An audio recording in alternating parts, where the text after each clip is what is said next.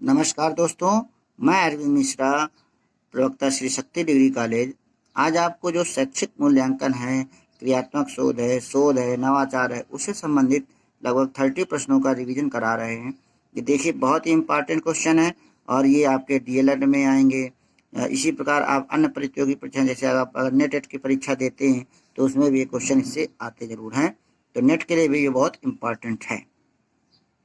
पहला क्वेश्चन बनता है, मूल्यांकन के कितने पक्ष होते हैं?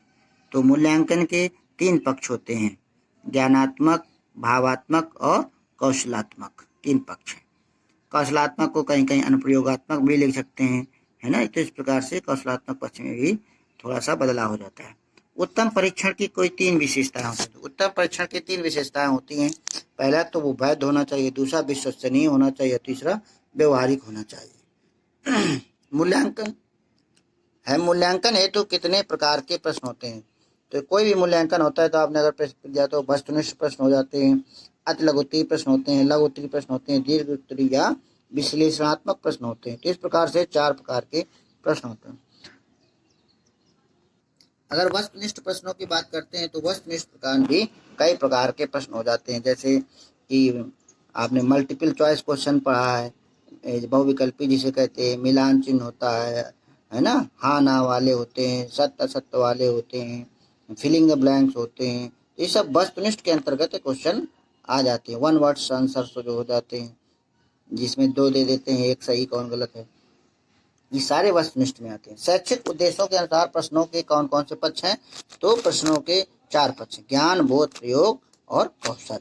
शोध कितने प्रकार का होता है? तो शोध 3 प्रकार के होते हैं। एक मूलभूत शोध होता है, व्यवहारिक शोध होता है और क्रियात्मक शोध होता है। क्रियात्मक शोध यहाँ पर क्या है? तो क्रियात्मक शोध हमारे लिए जो अनुभूत समस्याओं का वैज्ञानिक पद्धति से प्राप्त समाधान ही क्रियात्मक शोध कहलाता है। तत्कालिक समस्याओं का समाधान करना क्रियात्मक शोध के अंतर्गत आता है। क्रियात्मक शोध का मूल आधार क्या है? क्रियात्मक शोध का मूल आधार है कि समस्या हमारी और समाधान भी हमारा, अर्थात कोई जो है समस्या को ही हम ढूंढें और उसको समाधान भी हम ही ढूंढें। ये क्रियात्मक शोध के अंतर्गत आता है।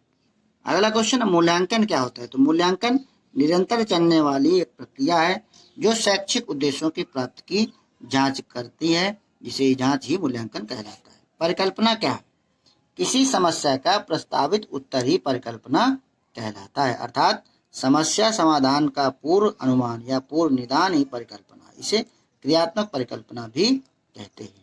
मूलभूत शोध का दूसरा नाम क्या है? इसे मौलिक शोध के नाम से भी जाना जाता है। शून्य परिकल्पना क्या होती है? तो शून्य परिकल्पना निर्देश रहित परिकल्पना के अंतर्गत आता है। इसमें शोधकर्ता को कोई लाभ नहीं होता। शून्य परिकल्पना नल हाइपोथेसिस हो जाती है। अगला क्वेश्चन है, सकारात्मक परिकल्पना क्या होती है? जिसमें क्या होती है कि परिकल्पना में कथन जो है सकारात्मक, सत्य की ओर और सही की ओर, जैसे एमडीएम में बच्चों के नामांकन में वृद्धि होगी।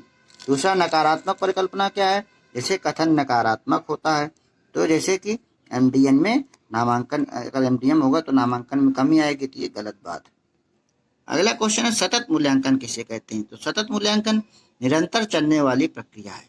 सतत मूल्यांकन वो मूल्यांकन है जिसमें छात्रों के शैक्षिक प्रश्नों की जांच प्रतिमाह प्रतिदिन की जाती है। इससे शैक्षिकेतर उपलब्धियों को कोई मूल्यांकन नहीं होता है। इसमें जो छात्रों का जो कंटिन्यूअस इवैल्यूएशन होता रहता है। व्यापक मूल्यांकन क्या होता है?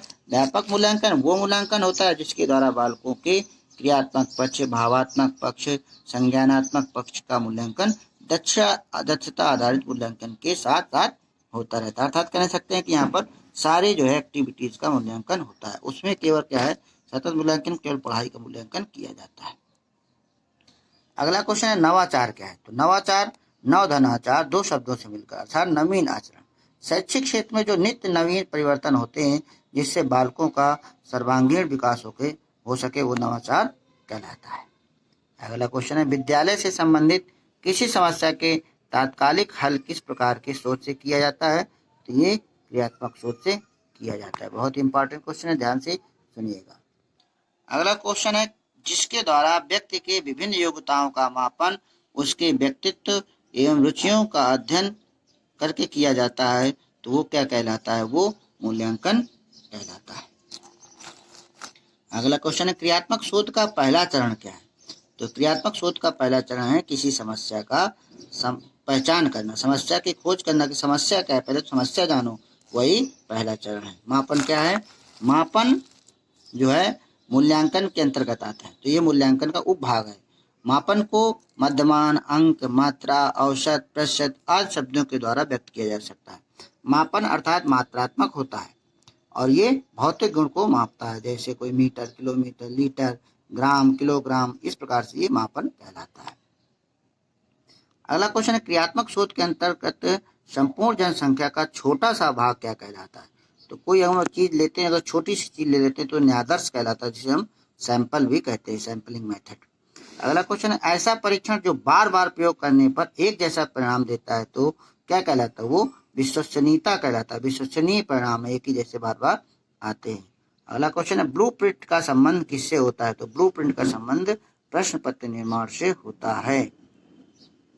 अगला क्वेश्चन है शैक्षिक क्षेत्र में क्रियात्मक शोध का प्रयोग किसने किया था? सर्वप्रथम किसने किया था? तो यहाँ पर स्टीफन एम कोरे ने इसका प्रयोग किया था। क्वेश्चन है बचाव निदान का उच्चतम स्तर है, ये किसने कहा था? तो ये रॉस ने कहा था। अगला क्वेश्चन है परीक्षण किसे कहते हैं? तो वह प्रक्रिया जिससे शिक्षक प्रश्नों द्वारा अपने प्रशिक्षु के अधिगम की जांच करता है, परीक्षण कहलाता है। परीक्षण कितने प्रकार का होता है? तो परीक्षण दो प्रकार के होते हैं, निबंधात्मक परीक्षण और वस्तुनिष्ठ परीक्षण। क्रियात्मक शोध के कितने चरण हैं? क्रियात्मक शोध के 6 चरण हैं।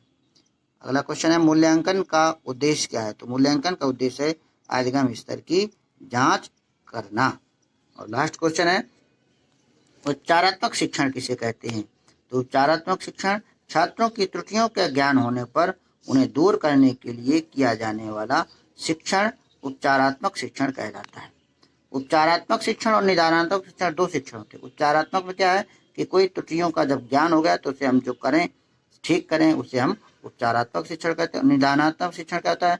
किसी छात्र की त्रुटियों का पता लगाना, वो निदानात्मक शिक्षण कहते हैं। उपचारात्मक शिक्षण और निदानात्मक शिक्षण में अंतर है। तो इस प्रकार से 30 प्रश्नों का आपने रिवीजन किया। बहुत ही इंपॉर्टेंट क्वेश्चन है डीएलएड थर्ड सेमेस्टर के लिए और नेट के लिए ये और अन्य सारी प्रतियोगिताएं जहाँ पर शोध संबंधित प्रश्न आते हैं वहाँ के लिए बहुत इंपॉर्टेंट है। इसमें एक क्वेश्चन आप बताइएगा कि क्रियात्मक शोध का जो है अंतिम चरण कौन सा होता है, ये हमारे करंट बॉक्स पे लिखिएगा। थैंक यू, धन्यवाद, नमस्कार।